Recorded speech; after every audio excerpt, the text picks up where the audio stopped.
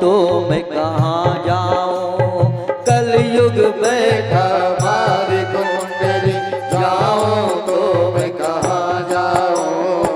अब हर घर में रावण बैठा, कितने राम कहाँ से लाऊं। अब हर घर में रावण बैठा, इतने राम कहाँ से लाऊं। कलयुग बैठा जाऊं तो मैं कहाँ जाऊं, कलयुग बैठा मार कुंडली, जाऊं तो मैं कहाँ जाऊं। अब हर घर में रावण बैठा, कितने राम कहाँ से लाओ।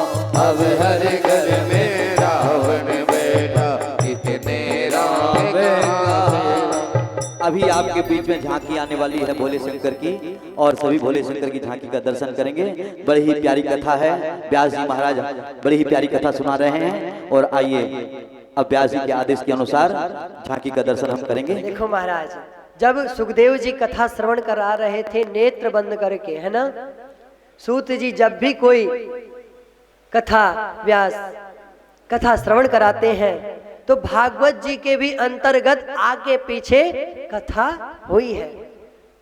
तो इसीलिए अब यहाँ पर जब माता पार्वती को उस कथा को हम आगे प्रारंभ करेंगे, उससे कुछ पूर्व कथा श्रवण करें ध्यान पूर्वक। माता पार्वती को जब कथा श्रवण कराने के लिए भोलेनाथ कैलाश पर्वत पर पहुंचे तो वहां पर सुग्गी का अंडा वहां पर पड़ा रह गया।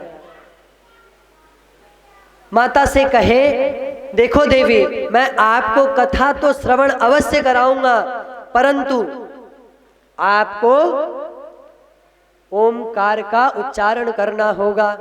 हाँ ठीक है स्वामी। ओमकार का उच्चारण करना प्रारंभ कर दिया, कथा सुनना प्रारंभ हो गया। अब महाराज जैसे ही प्रथम दिवस की कथा हुई तो अंडा, वो जो सुग्गी का गर्भ था, फूट गया। उससे सुंदर रूप में सुग्गी का रूप धारण कर सुखदेव जी प्रकट हुए। उतने में ही दूसरे दिन की कथा हुई, तीसरे दिन की कथा हुई। कथा होते होते जैसे ही चौथे दिन की कथा आई, वैसे ही महाराज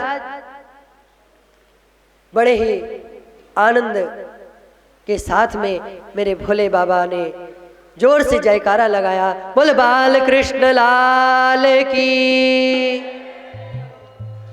तो उतने में मैया बोली, अरे स्वामी, आप ये तो बताइए कि मेरे प्रभु बाल कृष्ण ने क्या किया, कैसे जन्म लिए, तो देवी तुम्हारा ध्यान कहाँ था?